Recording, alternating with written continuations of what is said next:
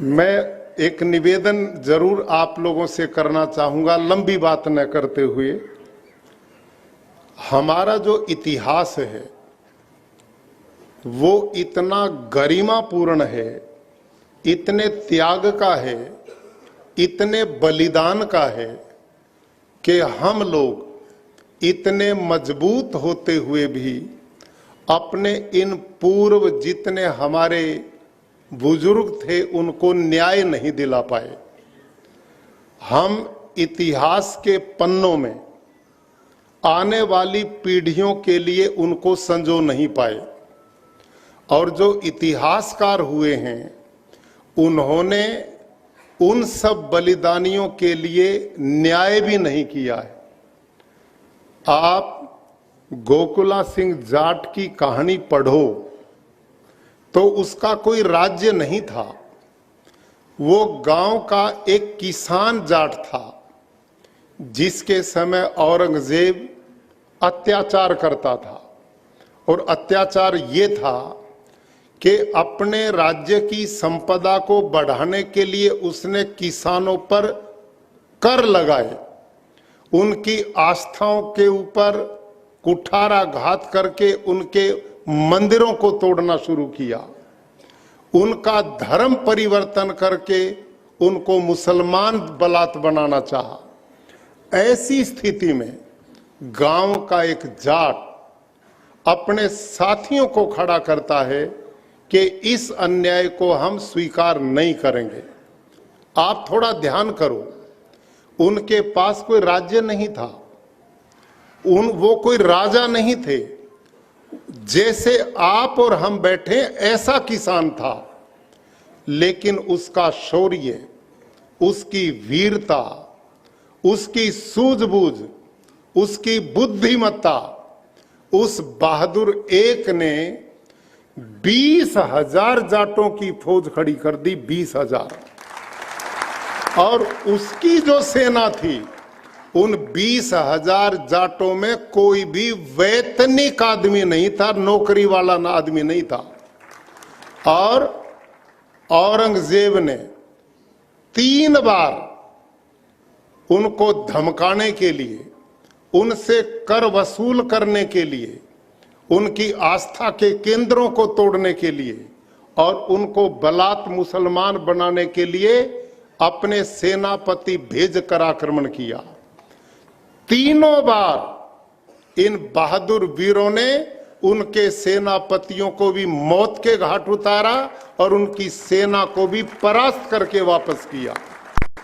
भारत के इतिहास में पहली बार एक किसान से लड़ने के लिए खुद औरंगजेब अपनी दल बल और सेना को लेकर के गया, और ऐसे बहादुर वीर के ऊपर तोपों से आक्रमण किया गया और उनको बंदी बनाया गया। आगरा के किले पर उनके अन्य जाट बहादुरों के साथ उनके सामने प्रस्ताव रखा औरंगजेब ने। पहली बात, माफी मांगो। दूसरी बात, मुसलमान धर्म को स्वीकार करो। इस बहादुर वीर गोखला ने कहा, तेरी दोनों ही बात स्वीकार नहीं है। और इसका परिणाम वो जानते थे क्या होगा, और वो परिणाम हुआ। आप इतिहास को पढ़ो, सरेआम खड़ा करके जल्लाद खड़े हैं, दोनों बात अस्वीकार कर दी। एक एक अंग काटने की व्यवस्था की गई। जल्लाद ने एक बार गोखला का दायां हाथ काट दिया, दायां हाथ कट करके तड़प करके उछल रहा है, लेकिन इसके मुंह से उफ तक नहीं निकली। फिर दूसरा हाथ काट दिया गया, टांगे काट दी गई, लक्कड़ की तरह उसके शरीर को काट दिया गया, चमड़ी उतार दी गई, लेकिन बहादुर ने न माफी मांगी और न अपने धर्म को विधर्मी होने से बचाया। इससे बड़ा बलिदान आज तक के इतिहास में हमारे जो सिख गुरुओं के साथ अत्याचार हुए या गोकुला के साथ ये घटना घटी थी, लेकिन उनका बेटा राजा राम उसी प्रकार का बहादुर जिसने अकबर को उसकी कब्र को खोद करके हड्डियां निकाल करके जलाने का काम किया। ये बहादुरता इस देश की थी। और वहां उनका बेटा बदन सिंह, जिसके घर में पैदा हुए सूरजमल, जिसने हिंदू और जाट राज्य की स्थापना की थी, जिनका बहुत बड़े भूभाग पर राज्य था।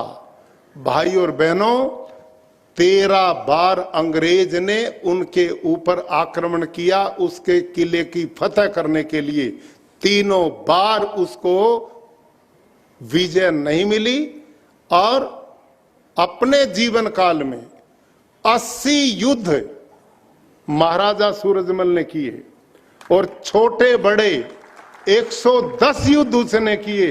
आश्चर्य यह है, जीवन में कभी भी किसी से परास्त नहीं हुआ। अजेय योद्धा था। उस समय मुगलों का भी राज उन्होंने देखा, अंग्रेजों का भी देखा। भारत में 2 इस प्रकार के जाट राजा हुए हैं, इधर महाराजा रणजीत सिंह, उधर महाराजा सूरजमल, जिन्होंने कभी भी पराजय का मुंह नहीं देखा।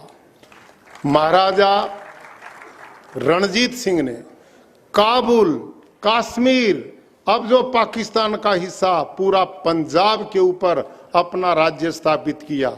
और ये आतताई राजा नहीं था, बहुत दयालु राजा था, बहुत धर्मात्मा राजा था।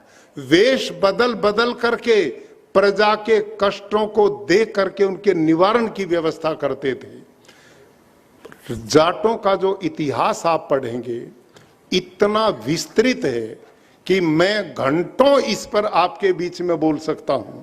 एक घटना आप इनके त्याग की, जिस समय औरंगजेब के द्वारा गुरु तेग बहादुर का सिर उतार दिया गया, तो उस सिर को लेकर के कुछ सिख बंधु अमृतसर की ओर दौड़ पड़े।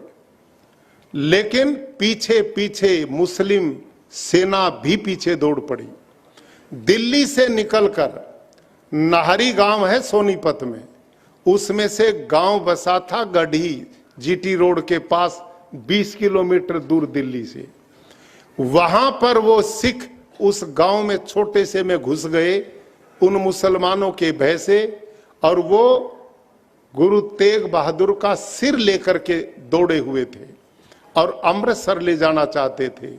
उनका अंतिम संस्कार उस सिर का सम्मान के साथ करना चाहते थे।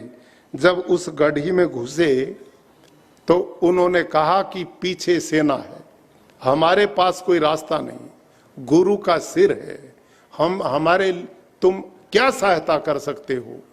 उसी गांव का चौधरी खुशहाल सिंह दैया, जिसका चेहरा मोरा गुरु तेग बहादुर जैसा था, दाढ़ी रखते थे, केश रखते थे, पगड़ी बांधते थे, उन्होंने गुरु का सवाल देखते हुए अपने पोते को बुलाया और पोते को कहा, बेटे अब इस शरीर की जब धर्म ही चला गया तो क्या बनेगा, अपने हाथ से मेरा सिर उतार। और पोते ने खुशहाल सिंह का सिर उतारा और उन मुसलमानों को वो सिर अपना दिया और गुरु तेग बहादुर के सिर को उन्हीं सिख बंधुओं को देकर सम्मान के साथ अमृतसर पहुंचाने का काम किया। इससे बड़ा बलिदान आप और मैं इतने लोग बैठे हैं मेरे सहित, कोई आकर के ये प्रस्ताव रख दे जो खुशहाल सिंह के सामने किया था, कोई सोच सकता है? ये इस बहादुर कौम का इतिहास है। और एक दो नहीं, इस कौम ने केवल अपने लोगों के कल्याण की बात नहीं सोची, अपितु 36 बिरादरी, पूरी मानवता, पूरे समाज को संगठित करके हमारे बहादुर लोग चले हैं। महाराजा नाहर सिंह, जिसके उप सेनापति कौन थे? गुलाब सिंह सैनी। एक उप सेनापति कौन था? भूरा सिंह वाल्मीकि। यानी कि हमारी कौम बहुत उदार रही है। संकीर्ण रही। जो एक नारा है ना भारत की संस्कृति का, अयम निजः परोवेति गणना लघु चेतसाम उदार चरिता नाम तु वसुधैव कुटुंबकम। ये नारा यदि किसी कौम ने व्यवहार में चरितार्थ किया तो वो आपकी कौम है, जिसने ये मेरा है, ये तेरा है, ये अपना है, ये पराया है, इससे बाहर निकल करके सभी को दिलों पर राज किया। बहुत दुनिया के इतिहासकारों ने जाट के गुण और विशेषताएं लिखी हैं। अब मैं वही कहने लगूं तो यहां बहुत समय लगेगा। उन्होंने जाट का गुण पता क्या लिखा है? जाट वो जो उदार है, जो संकीर्णता से दूर है, जिसको प्यार करके उसका सब कुछ लिया जा सकता है, लेकिन धमका करके वो उल्टा तेरा ही इलाज कर सकता है। ये जाट के गुण लिखे उन्होंने। और जाट के बारे में लिखा है कि जाट स्वभाव से न्याय प्रिय है, स्वभाव से ही वो बुद्धिमान है, स्वभाव से वो दयालु है, स्वभाव से वो फूल की तरह कोमल है, और दुष्ट के ऊपर वो वज्र की तरह प्रहार भी करना जानता है। उसमें नम्रता सौम्यता का अभाव नहीं और उसमें वीरता का भी अभाव नहीं। इस प्रकार का जाट के बारे में लिखा है। जाट स्वभाव से पाखंडी हो ही नहीं सकता, न वो पाखंड को स्वीकार कर सकता है। और इसका बहुत ज्वलंत प्रमाण मैं आपको दे रहा हूं। गुरु जम्बेश्वर इस धरती पे आए, उन्होंने पर्यावरण की रक्षा का काम किया, पेड़ बचाने का काम किया, जीव जंतुओं की रक्षा का काम किया। उसके पीछे सबसे ज्यादा कोई लगे तो कौन लगे? जाट लगे, और उसको अनुयायी उसके बन करके रह गए। पंजाब जो है ना पूरा का पूरा, ये जो पंजाबी में जट कह दो और हिंदी में जाट कह दो, एक ही बात है। ये सारे जाट थे। इनके साथ जब तरह तरह के अंधविश्वास पाखंडों में इनको डालने की कोशिश की गई तो ये इससे ऊब गए। और गुरु नानक साहब ने बड़ा सरल सा रास्ता देने का रास्ता अपनाया तो ये सारे उनके अनुयायी बन गए। और ध्यान करो, स्वामी दयानंद सरस्वती गुजरात में पैदा हुए और उनका कार्य क्षेत्र हरियाणा रहा, पंजाब रहा, पश्चिमी उत्तर प्रदेश रहा, राजस्थान रहा। इन जाटों ने एकदम उनके अनुयायी बनकर के बहुत बड़ी संख्या में उनका रास्ता अपनाने का काम किया। ये जो महापुरुष है ना, जितने भी, चौधरी चरण सिंह, चौधरी देवीलाल जी, चौधरी बंसीलाल जी और चौधरी छोटू राम, चौधरी मातूराम, ये जितने भी लोग उस समय के थे, ये सब स्वामी दयानंद के परम शिष्य बन गए थे। और इन्होंने पाखंड से हटकर ये जो गुरुकुल परंपरा चली ना हरियाणा, यूपी, पूरे उत्तर भारत में, ये सारी की सारी जाटों के द्वारा चलाई गई। और जितनी शिक्षा का प्रचार हुआ उत्तर भारत में, ये स्वामी दयानंद की प्रेरणा से, जितने ये जाट स्कूल खुले, जाट कॉलेज खुले, जाट संस्थाएं बनी, ये सारे काम इन्होंने कहां से किए? क्योंकि ये स्वभाव से प्रगतिशील कौम है, स्वभाव से ये प्रगति को प्यार करती है, अन्याय को स्वीकार करती नहीं और अंधविश्वास को मानती नहीं। ये स्वाभाविक गुण है। और इसका एक दोष बताया, और वो दोष क्या बताया? कि जाट को जाट मारे या मारे करतार। ये है प्रोग्राम। यदि तुम यो एक काम छोड़ दो ना, तो थारे जैसा धरती पे कोई आदमियों में प्राणी नहीं है। किसी महापुरुष ने लिखा है कि ये जाट कौम, ये यूरोप के महापुरुष ने लिखा है कि हमने इनको नजदीक से देखा है। यदि ये जाट कौम संगठित हो जाए ना, इनमें एकता हो जाए, तो ये सारी दुनिया पर राज कर सकती, सारी दुनिया पर। ये बात लिखी हमने नहीं, औरों ने लिखी, दूसरों ने। ये वीर है, धीर है, गंभीर है, बुद्धिमान है, सरल है, तपस्वी है। लेकिन सबसे बड़ी दिक्कत यह है कि जहां चौधर का सवाल आया, भाई का भी उसने भी ऊंग दे है, देर नहीं लगाता है। ये चीज हमने बदलनी पड़ेगी। अब देखो, थोड़ी सी बात मैं आपको वेदों की बताता हूं। वेद जो है ना, दुनिया के सबसे आदि ग्रंथ है, ईश्वरीय ज्ञान मानते हैं। उन्होंने उसमें लिखा एक संगठन सूक्त। वो कौम, वो परिवार, वो समाज, वो देश हर समय उन्नति करेगा जिसमें ये गुण हो। और वो क्या है, इसने सीख लो बस। और वहां लिखा है, संगच्छध्वम संवदध्वम संभो मनानसी जानताम देवा भागम यथा पूर्वे संजाना न उपासते।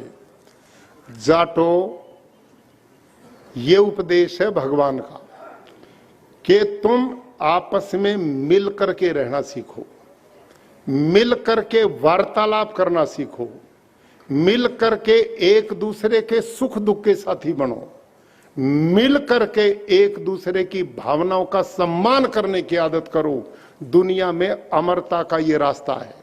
और वहां दूसरी बात क्या लिखी है, समानी प्रपा सवोन भागा समाने योक्त्रे सेवु युनजमी, कि वो कौम आगे बढ़ेगी जिसमें कैसे एकता हो।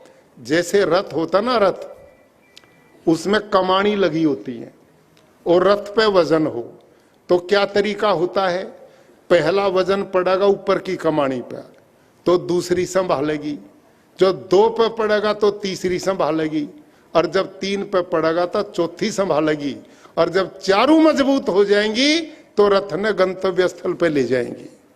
जिस कौम में ये संगठन हो कमानी की तरह, एक दूसरे की मदद करो, एक दूसरे का सम्मान करो, एक दूसरे को आगे बढ़ाने की सोचोगे, तो हम अपने लक्ष्य की प्राप्ति की ओर बढ़ेंगे। और आगे क्या लिखा है, सहृदयम सामनस्यम अविद्वेषम कृणोमिव अन्यो अन्यम अभिहर्यत वत्सम जातमि बागना, कि कैसे प्यार करो एक दूसरे से, जैसे नई ब्याई हुई गाय अपने बच्चे से प्यार करती है।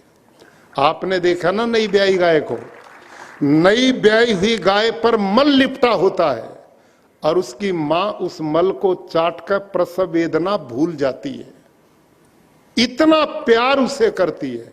जिस कौम में, जिस समाज में, जिस देश में लोगों में ऐसा प्रेम होगा, उसकी उन्नति को कोई रोक नहीं सकता।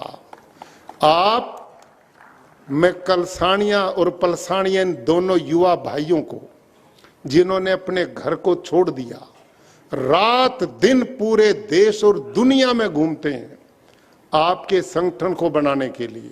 और आपका संगठन केवल आपके लिए नहीं, हमारी सोच छोटी नहीं होनी चाहिए। संकीर्णता हमारे इन बड़ों ने नहीं की तो हम क्यों करें। आप इतने योग्य बनो कि सारे समाज की सेवा करने की हिम्मत जुटा सको, ये गर्व हमारे में होना चाहिए। हमारे बड़ों ने यही किया है। हम जात पात के जहर को फैलाना, ये हमारा मकसद नहीं होना चाहिए, नहीं, ये सोच होनी चाहिए। और अंतिम बात कहता हूं कि उस जमाने में जब गोकुला जाट था, बदन सिंह जी थे, महाराजा सूरजमल जी थे, और राजा महेंद्र प्रताप थे, महाराजा नार सिंह थे, उस समय देश गुलाम था। पहले मुसलमानों का, मुगलों का गुलाम था, फिर अंग्रेजों का गुलाम था। लेकिन आज देश गुलाम नहीं है। आज भारत में लोकतंत्र है, आज भारत हम सब का सांझला है। अब हमने उन नीतियों को बदलना पड़ेगा। वो उस समय मसल युग था, उस समय सीधी तलवार खड़ग बजाने का युग था। आज जमाना चौधरियों बदल गया, आज बुद्धि का जमाना है, आज अकल से काम लेने का युग है। तुम पहले भी खुंडा बजाते थे और अब भी बजाने पे जुट रहे हो। इससे बदल लो। आप समझो मेरी बात को, प्यार से निवेदन है मेरा। चौधरी छोटू राम ने 3 बात कही थी, तुम 2 बताओ, तीसरी नहीं बताते। उन्होंने 3 बात कही थी कि एक तो किसान तू बोलना सीख ले, और एक अपने दुश्मन और मित्र की पहचान सीख ले, और तीसरा उसने कहा था सत्ता के साथ लाके फायदा उठाना भी सीख ले।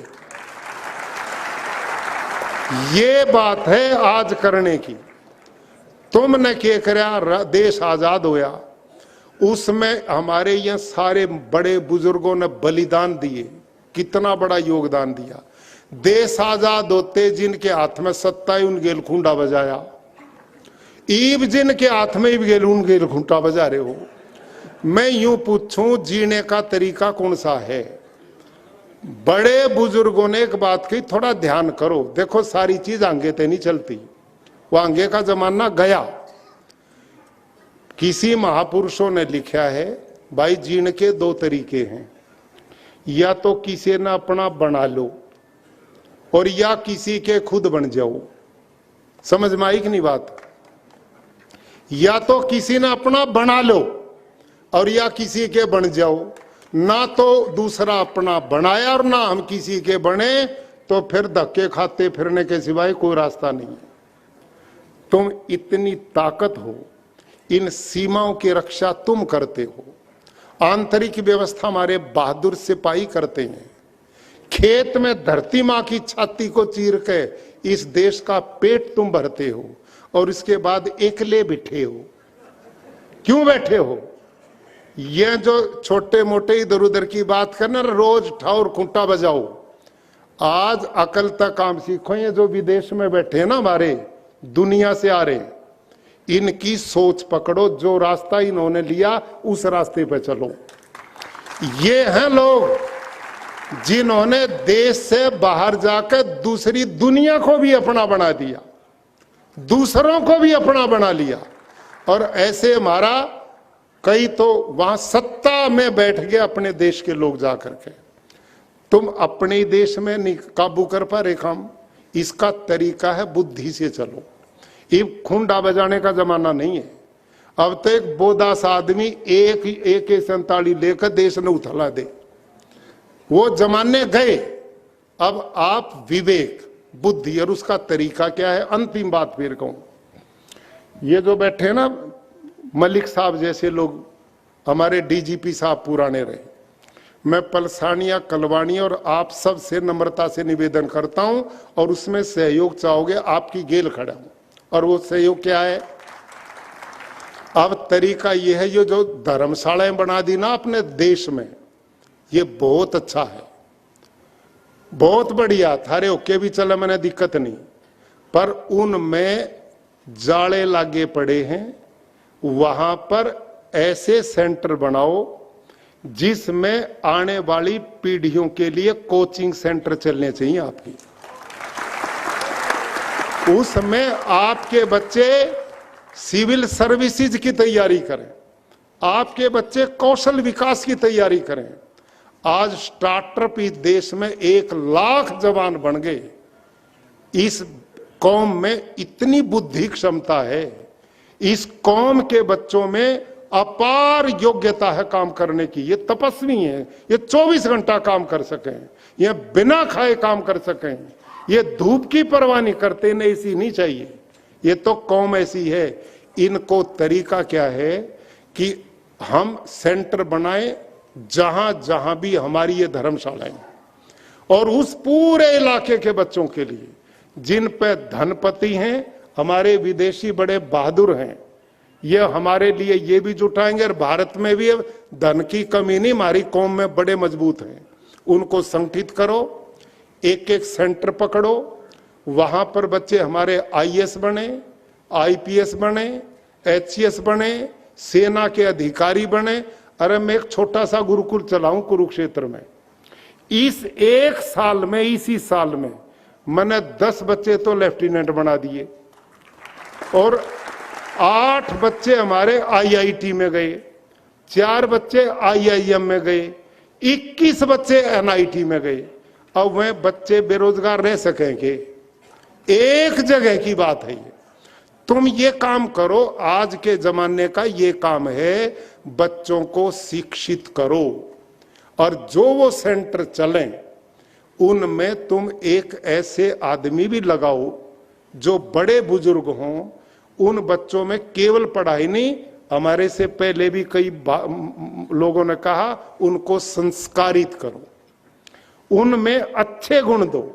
इस कौम की आज दुर्भाग्य है, बड़ी बदनामी होती दिल्ली के पास कि इनने उसका प्लाट कब्जा लिया, ये एक गैंग तैयार हो गया, इनने उसकी हत्या कर दी, आज वो जेल में पड़े हैं, वह 10 कट्ठे गुंडे हो गए। अरे ये इस कौम का इतिहास नहीं, हमारे बुजुर्गों का। हमारा इतिहास है संस्कार का।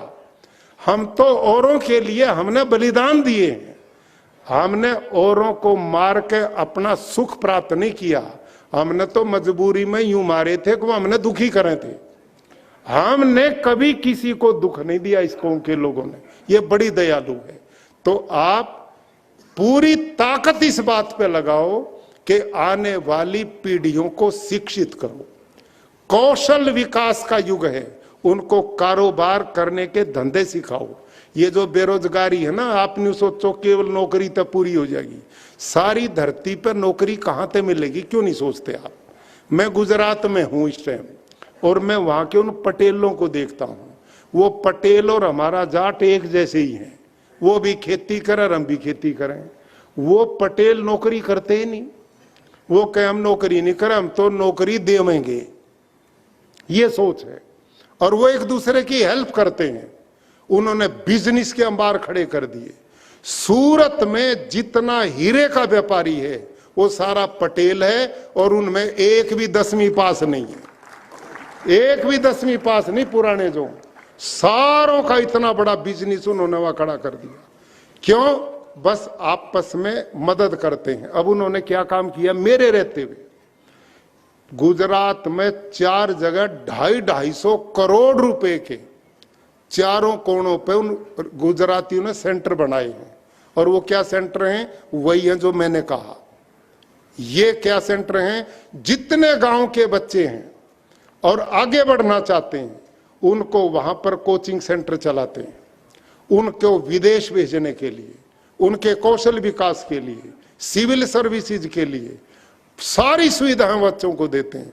अब वो बच्चों ने रोजगार मिलेगा तो वो उल्टे काम भी नहीं करेंगे।